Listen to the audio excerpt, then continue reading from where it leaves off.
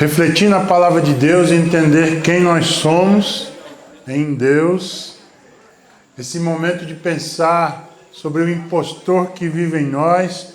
Nós, ultimamente, temos sido conduzidos pela internet a uma vida fake, né, gente? Então a gente quer abandonar o fake e tornarmos pessoas reais e autênticas através do Evangelho de Jesus. Então, eu queria considerar que vocês já receberam o material, tá certo? Vou pedir que vocês possam colocar o nome de vocês aí no espaçozinho. Já colocaram? Porque senão você vai perder o seu e nós não temos reposição, tá bom? Nós vamos ter ao longo do retiro 6 ministrações e você vai ter a oportunidade de ir anotando à medida que você vai participando de cada momento. E hoje nossa primeira palestra é Tirando as Máscaras, tá? A parte de leitura você pode fazer após a palestra ou ainda no momento devocional amanhã, mas aí você pode utilizar o espaço em branco agora para poder fazer anotações. Amém? Amém? Contamos com a participação de todos. Essa primeira mensagem agora se chama Tirando as Máscaras. E para começo de conversa, vale considerar que nós vivemos numa sociedade de performance. Você, na escola, de você é exigido uma performance. Você é convidado a tirar 10 em todas as matérias. Sim ou não? Seu pai lhe obriga a você tirar 10. Sua mãe, né?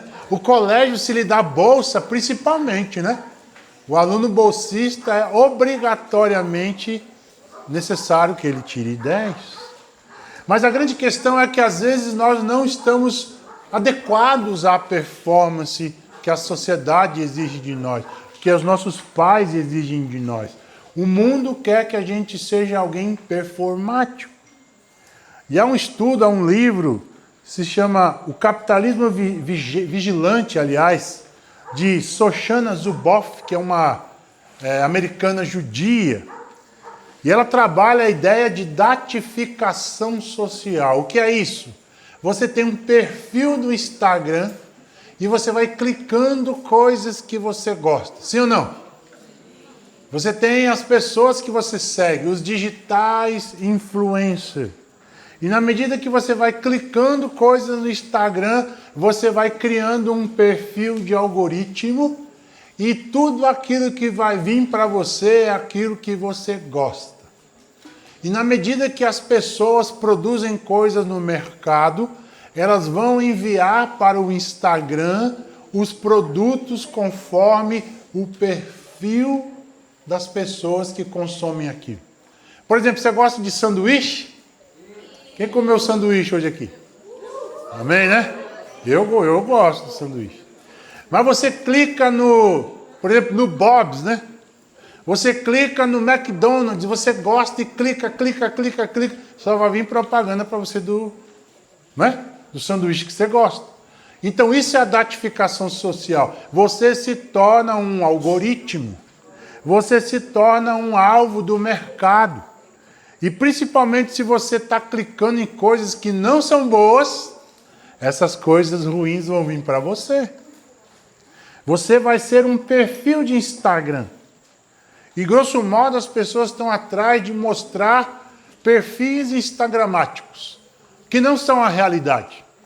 Às vezes a pessoa tem uma família completamente disfuncional, quebrada, mas tira um selfie para mostrar para todo mundo que ela está bem, que está tudo massa, né? Não? Mas não é assim.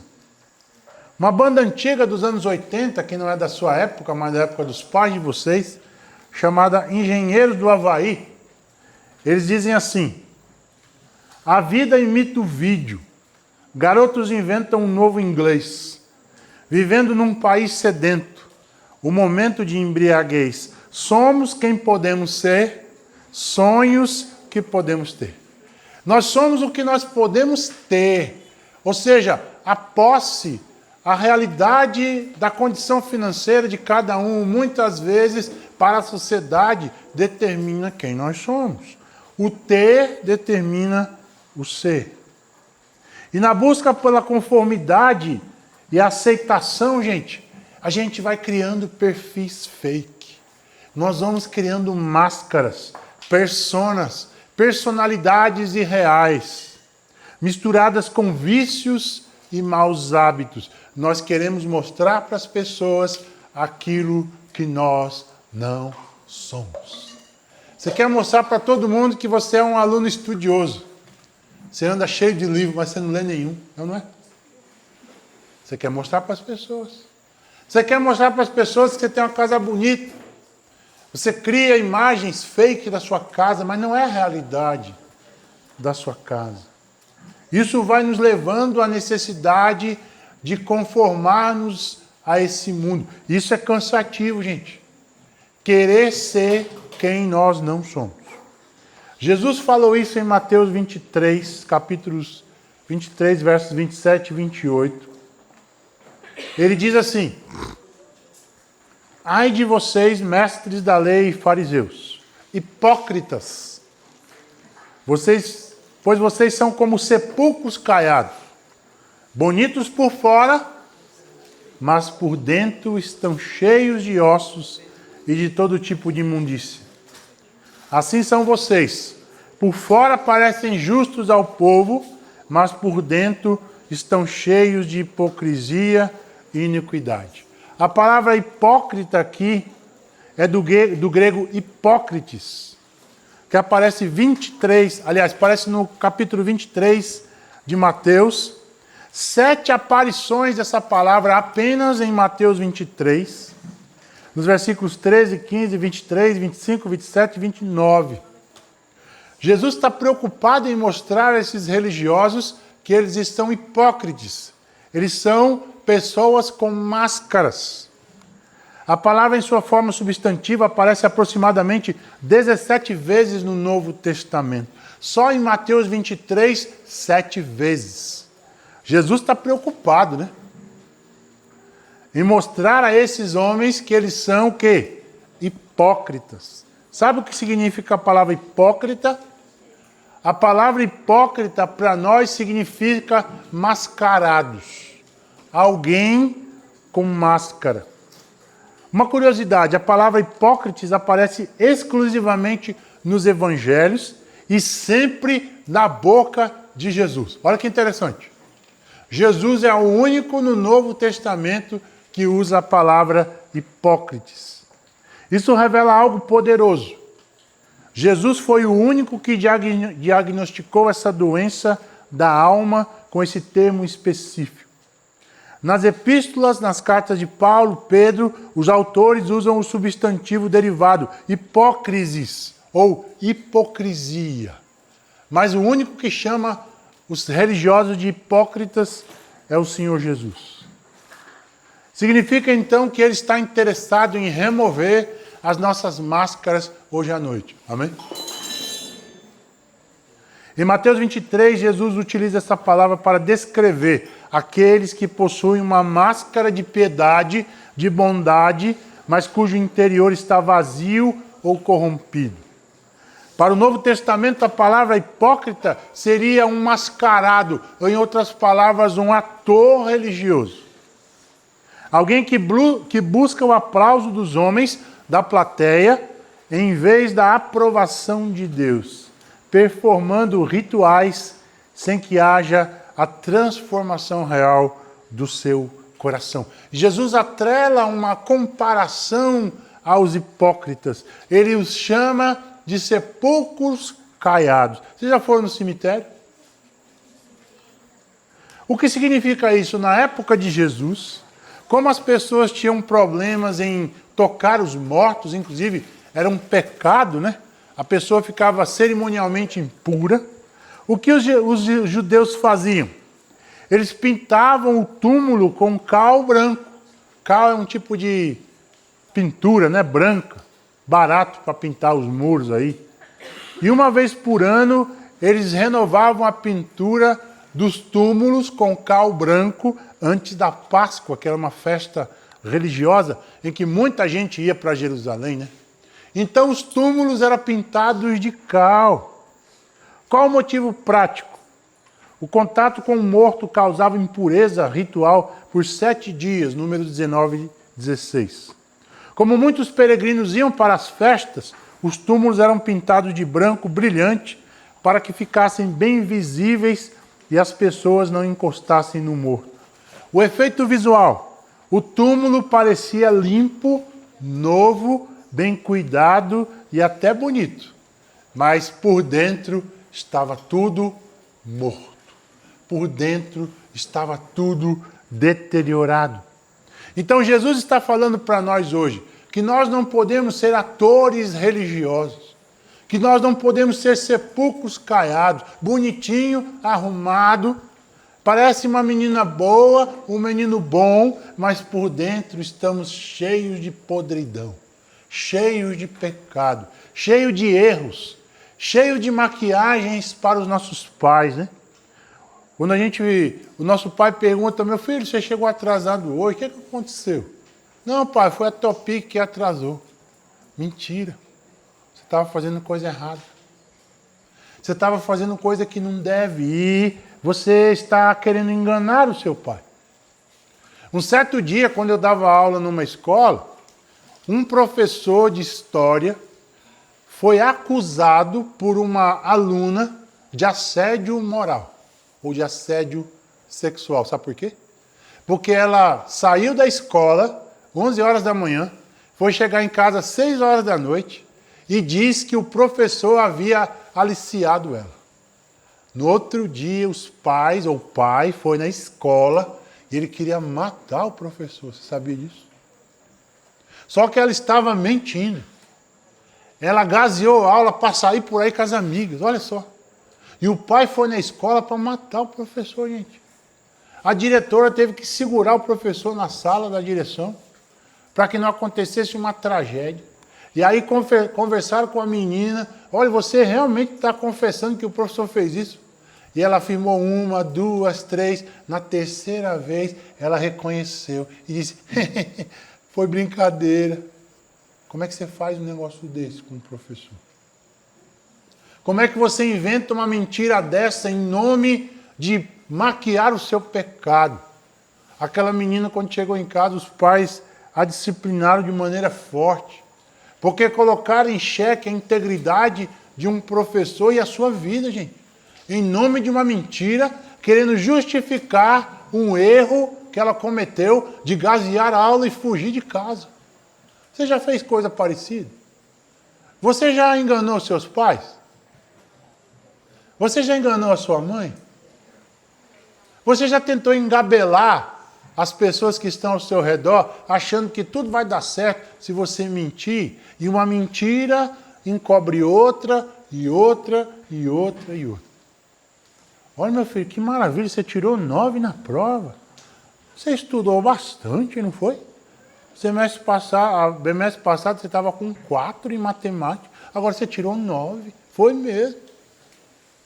Mal sabe ela, talvez, que você pescou do colega. Ela acha que o 9 é seu. Hein? O que você acha disso? Há um impostor que vive em nós. Há uma máscara, há um hipócrites dentro de nós, uma máscara, um ator religioso. E Jesus quer nos levar hoje a descortinar, a abrir a vida, a confessar o nosso pecado diante de Deus e diante das pessoas. Preciso tirar as minhas máscaras diante de Deus. Jesus me chama a ser quem Ele quer que eu seja, filho amado, apesar de quem eu sou, um pecador. E aí o ponto de partida, eu vou tocar rapidamente nos pontos que estão aí no seu manual. O ponto de partida, a busca pela adequação. Romanos capítulo 12, verso 3, nos ajuda a entender que nós não precisamos ficar buscando a aprovação das pessoas. Grosso modo, na infância, nós somos levados a uma vida performática para nos adequar à sociedade. E nós queremos fazer coisas para ser aceito, né? A gente leva o boletim para o pai: tirei 6, pai. Aí o pai diz: só isso, né? Você não tinha mais que obrigação de fazer isso. Mas ele talvez não entende que foi o seu máximo, foi o seu melhor. E principalmente se foi o seu 6, seu mesmo, não é não? Sem pescar de ninguém, amém? Um 6 sem pesca vale muito. Um 10 pescado não vale nada. Porque não é seu. Você pegou a cabeça do seu colega, não é sua. Tá certo? Mas veja, vamos parar com isso. Vamos parar de buscar a aprovação do outro e fazer como Romanos 12:3 diz. Pois pela graça que me foi dada, digo a vocês, ninguém tenha de si mesmo um conceito mais elevado do que deve ter, mas pelo contrário, tenha um conceito equilibrado de acordo com a medida da fé que Deus lhe concedeu. Então, para com esse negócio de buscar a aprovação dos outros. Queira a aprovação de Deus. Amém? E, se possível, dos seus pais também. Mas não pense nem a quem e nem além.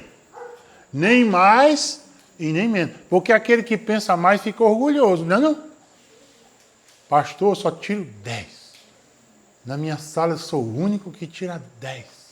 E aí? Você não é melhor e nem pior. Parabéns pelo seu 10. Né? Então não se orgulhe para você. Glória a Deus pelo seu 10. Mas glória a Deus por aquele que tirou 6, 7, 8 e 9. Mas está num progresso. Então não pense além, não pense a quem. Não pense também que você é o pior dos meninos ou a pior das meninas. Ó vida, ó céu, ó azar. Eu não sou nada, eu não sou ninguém. Ninguém se importa comigo, ninguém me ama, ninguém me quer. Essa é a síndrome, não é? Do hard, né? Aquele desenhozinho, né? Ó vida, ó céus, ó azar. Para com isso, menino. Para com isso, menino. Você é amada de Deus, nós vamos ver isso aqui no nosso acampamento. Aliás, no nosso retiro, né? A busca por adequação desde a infância. O ego ferido vive de compensação. Esse buraco na alma pode ter sido gerado na sua família, na sua escola ou na sua vizinhança. Você começou a fazer coisas para compensar e ser aceito. Vamos pensar. Por que eu busco a aprovação das pessoas ao meu redor? Para eu ser aceito? Eu tenho que entender que isso não vai resolver. Aspecto número 2, a realidade. Vejo Deus como eu me vejo. A gente vê no livro, né? O impostor que vive em mim. A visão errada de Deus nos leva a uma visão errada de quem nós somos e vice-versa. Como eu me vejo é da mesma forma que eu vejo Deus. A visão errada de Deus, ele me sonega o direito de ser mais do que eu sou. É o caso da serpente, Satanás.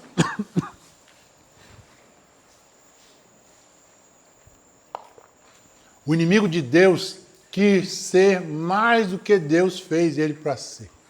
E nós não podemos fazer assim. Nós temos que não querer ser mais nem menos, mas ser quem Deus quer que eu seja, né? A serpente disse em Gênesis 3, 4 e 5. Certamente não morrerão. É que Deus sabe que no dia em que vocês comerem dele, do fruto, da árvore do conhecimento do bem e do mal, os seus olhos se abrirão e vocês serão como Deus, conhecedores do bem e do mal. Olha, o inimigo está dizendo para Eva de que Deus está sonegando a mulher e o homem a capacidade de ser mais do que Deus fez, que eles deveriam ser. Gente, nós não podemos ser quem Deus não nos fez para ser. Você é um menino, Deus te fez para ser menino. Você é uma menina, Deus te fez para ser menino. Você tem cabelo grande, Deus te fez para ter cabelo grande. Você é como tio, como pastor, que não tem cabelo, os meninos aqui, né? Eu amo a minha careca, gente. Um pessoal aí que está fazendo implante no cabelo, eu não implanto nada no meu cabelo. Eu implanto só shampoo, para deixar bem cheirosinho. E é bem barato, né? 11, 12 reais eu compro meu shampoo e está implantado no meu cabelo. Não é não? Então eu tenho que aprender a me aceitar como eu sou. Agora, aquilo que está errado, Deus vai mudar, tá certo? Agora, a visão de Deus, a visão errada de Deus, parte 2. Ele quer que eu seja menos do que eu sou. E aí são os espias da terra prometida, né? O primeiro exemplo está na serpente. Ele quis ser mais. Agora os espias, eles querem ser menos. Olha aí, Deuteronômio 1, 27 e 28. Moisés enviou 12 espias para a terra prometida, a terra que Deus havia dado. E eles foram fazer uma inspeção na terra. Olha que 10 dos espias chegaram dizendo. Eles queixaram-se nas suas tendas dizendo: o Senhor nos odeia, por isso nos trouxe do Egito para nos entregar nas mãos dos amorreus e nos destruir. Nossos irmãos fizeram com que se derretesse o nosso coração dizendo: maior e mais alto do que nós é este povo. As cidades são grandes e fortificadas até os céus. Olha que exagero, gente. Como é que uma cidade pode ser fortificada até o céu? Nem a Torre de Babel foi assim, né? Em uma tradução diz que os gigantes, nós éramos como gafanhotos diante de gigantes. Sabe quando você se coloca aquém? Sabe quando você se diminui? E a maneira que nós nos vemos é a maneira que nós vemos a Deus. Ora para cima, ora para baixo. Ora para o orgulho, ora para a autocomiseração. Não. Ele quer que eu seja o que ele tem para que eu seja. Outro exemplo é Gideão, né? Juízes 6,15. E ele lhe disse: ai, Senhor meu, com que livrarei Israel? Deus havia dito que ele ia livrar Israel. Eis que a minha família é a mais pobre em Manassés, e eu, o menor da casa de meu pai. Eu não sou nada, eu não sou ninguém. Então, vamos parar com esse negócio de autocomiseração? Pastor, eu não sei se eu vou ter um futuro bom, eu não consigo estudar, eu estou com a média baixa, as pessoas estão rindo de mim, das minhas notas. Para com isso. Para de autocomiseração. Acredita que você é capaz, tá certo? Amém? Você pode. Eu era um menino pobre da minha cidade, em São Paulo, e aos 16 anos de idade, Jesus entrou na minha vida. Eu não era nada, não era ninguém. Mas quando Jesus entrou na minha vida, eu me tornei alguém. Eu me tornei alguém importante. Porque o Deus Todo-Poderoso começou a morar em mim, e aí a minha vida foi só um crescente. Terminei o colégio, fiz 2 faculdades, um mestrado, um doutorado, e agora no ano que vem, nesse ano, aliás, vou para o pós-doutorado na UFC. Amém? Você crê nisso? Amém? Glória a Deus. Nada, ninguém. E eu me lembro da minha foto tocando violão aos 18 anos de idade na minha casa lá em São Paulo. Uma casa que não tinha nem reboco, gente. Sabe aquela casa chapiscada, né? Tijolo vermelho, muriçoca nas canelas. Deus me deu uma casa. Deus me deu a minha amada esposa. Deus me deu minha filha. Deus me deu minha profissão. Deus me deu essa amada igreja. Esse amado grupo radical. Amém, gente? Amém. Glória a Deus. Deus pode fazer isso na sua vida. Então, para de autocomiseração em nome de Jesus. Ainda o rei Saul, ó. Olha o rei Saul. 1 Samuel 9, 21. Então respondeu Saul e disse: porventura, não sou benjamita, da menor das tribos de Israel? E a minha família, a menor de todas as famílias da tribo de Benjamim? Porque, pois, me fala com tais palavras, como é que Saul ia ser o rei de Israel? Ele se achava o menor, o pior dos piores. Jesus nos chama a uma mudança de vida. Mas a gente tem que parar de olhar a Deus como a gente se vê. Olha o que Blaise Pascal disse. Deus fez o homem à sua imagem e semelhança, e o homem retribuiu a gentileza. Ó, a gente acha que Deus é como a gente. Se eu fico triste, fico para baixo, a minha vida, meu olhar muda para com as pessoas. Eu acho que Deus faz assim comigo também. Quando eu estou triste, quando eu estou chateado, quando as coisas dão errado, eu acho que Deus mudou comigo. Não, Deus continua sendo o mesmo. Vamos pensar, qual é a minha visão sobre Deus? Ele é um juiz ranzinza que quer me julgar o tempo todo? Ou um pai amoroso que me abraça e quer me chamar de filho ou filha? Hein? Ele é um juiz que está vendo, olha, a Mariazinha vai errar agora. Eu pego ela. Olha o Joãozinho, eu quero ver ele errar agora. Olha que eu pego ele. Não, Deus não é esse juiz. Deus é um pai amoroso que nos vê quando a gente está errando. Ele quer nos abraçar e diz, ô meu filho, não faça isso não. Eu te amo tanto. Ô minha filha, não faz isso não. Eu te amo tanto. Em terceiro lugar, o ponto de chegada. A manifestação de Deus em Jesus. E aí, eu retomo rapidinho para falar um pouco da minha vida e eu quero finalizar com isso. Eu vim de uma família desequilibrada, cujo pai era alcoólatra, cuja mãe depressiva. Imagina aí, você pode imaginar a sua casa, depressão e alcoolismo. Uma vida limitada financeiramente, sonegação na minha infância, por exemplo. Na minha infância eu nunca fui numa piscina. Você já foi numa piscina? Eu fui numa piscina pelos 24 anos de idade. Eu fui ter uma festa de aniversário aos 24 anos de idade. Você sabia disso? Como era a festa de aniversário na minha casa? Minha mãe comprava um bolo daquele supermercado, fazia o bolo, né? Batia com leite, uma garrafa de café, os parabéns, 8 horas da noite estava todo mundo dormindo. Que festa, né? Não? Mas era a festa que eu tinha. Eu não aprendi a nadar por causa disso. E não aprendi a dançar por causa disso. Olha aí, gente. Todo duro, igual um pedaço de pau, o pastor de vocês. Dançar um forró, não sei. Agora, a visão errada de mim mesmo por essas condições sociais é que agora, na adolescência, eu construí a baixa autoestima. Porque eu não tive sociabilidade com os outros adolescentes da minha idade que podiam fazer essas coisas. Ir para um clube, né? Nadar, brincar, passear. Não tive essa oportunidade. Eu fui ter essa oportunidade depois dos 20 anos de idade. Agora, quando minha mãe entregou a sua vida a Jesus em 1992, eu pude ver a transformação daquela mulher. Uma mulher estressada, não sei se a sua mãe é assim, né? Gritava dentro de casa com meu pai, né? Que meu pai chegava todo manguaçado em casa, cheio dos pau, igual diz o cearense, né? E ela xingava ele de tudo que é não. Cão dos infernos, diabo, isso é a minha vida, você é um inferno na minha vida. Mas quando essa mulher entregou a vida a Jesus, ela mudou da água para o vinho, gente.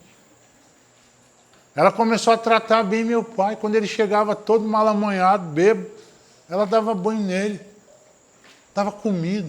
Diz, meu filho, não faça isso com a sua vida, não. Você está estragando a vida dos meus filhos e a sua. Entrega a sua vida a Jesus, muda de vida. Eu pude ver naquela mulher a transformação. E aí, aos 16 anos de idade, em 1996, depois de gasear uma aula, eu torcia para o São Paulo, né? Era pó de arroz. E aí tinha um clássico na época, São Paulo e Corinthians. Eu fui, gaseei a última aula, lição para vocês, não gaseei a aula que as coisas dão errado, viu? Eu gaseei as 2 últimas aulas depois do recreio para assistir São Paulo e Corinthians. E da minha casa para o colégio eram 40 minutos andando, gente. Você fica budejando aí que você vai para a escola e é longe? Eu andava 40 minutos para ir ao colégio. Você andaria 40 minutos? Hoje tem Uber, né? Tem transporte escolar. Mas no momento em que eu dobrei uma esquina, uma quebrada, 2 assaltantes levaram o meu tênis, que meu pai havia comprado. Né? Topper Dynatec, é um novo. Se você botar no Google, você vai achar que tênis era esse. Né? Ele comprou em 4 vezes e ia pagar a primeira. Eu fui assaltado. Os bandidos levaram o meu tênis e eu fui descalço para casa. Todo me tremendo. Mas quando eu cheguei em casa, eu contei à minha mãe, ela disse, meu filho, Deus te livrou. Deus tem um plano na sua vida. Uma semana depois, eu entreguei a minha vida a Jesus. E esse ano vamos completar 30 anos que eu ando com Jesus. Imagina?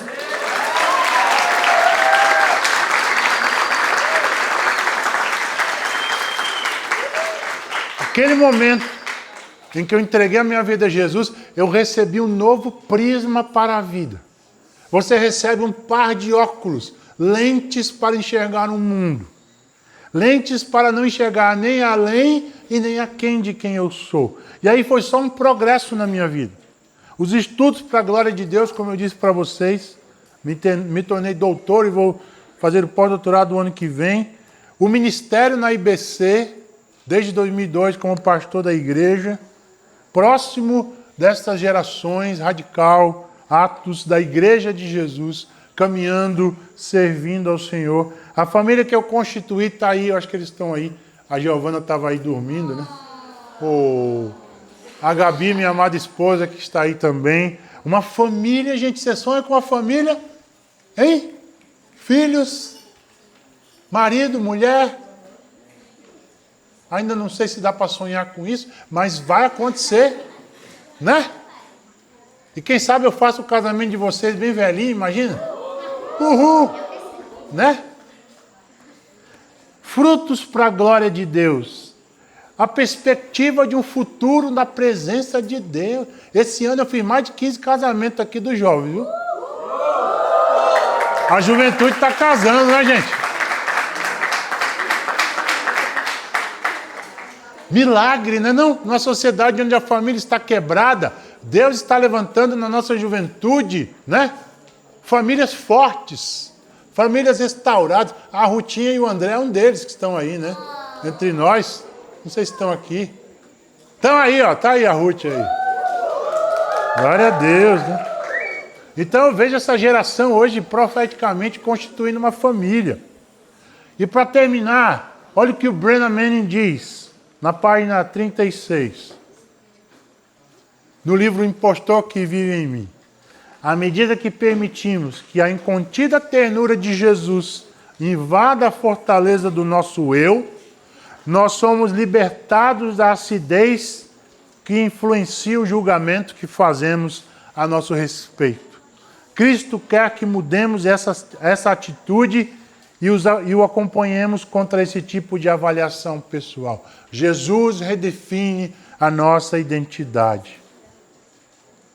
Para a gente pensar, como percebo a graça de Deus em Jesus e como isso me leva a tirar as minhas máscaras. Eu posso ser quem eu sou. Jesus conhece o seu coração, amado adolescente, amada adolescente. Em quarto e último lugar, o impostor que habita em nós. A máscara nasce do medo. O impostor que vive em mim treme só de pensar na possibilidade de provocar a insatisfação ou ira nos outros. Vozes repressoras de figuras autoritárias de minha infância continuam gravadas em minha psique e disparam sinais de alerta e censura ou consentimento. Que o Senhor nos livre, né, dessas vozes. Interessante que essa palavra não temos aparece várias vezes no Velho Testamento e no Novo Testamento. Olha, que você não tenha medo da vida. Gênesis 15:1. Aos patriarcas Deus disse, não temas, Abraão, eu sou o teu escudo. Em guerras, Deuteronômio 3:22, não os temais, porque o Senhor vosso Deus é o que peleja por vós. Aos profetas, não temas diante deles, porque eu sou contigo, para te livrar, Jeremias 1:8.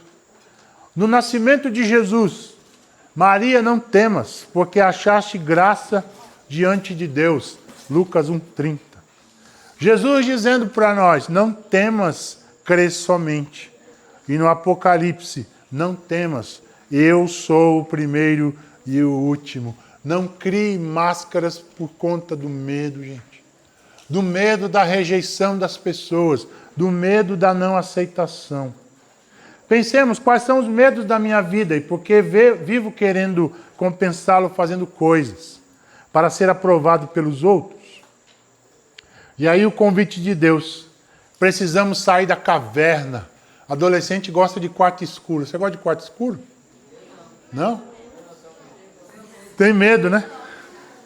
Mas Deus nos chama a sair da caverna. Nossa alma liberta. O impostor nos predispõe a dar importância àquilo que não é importante de fato.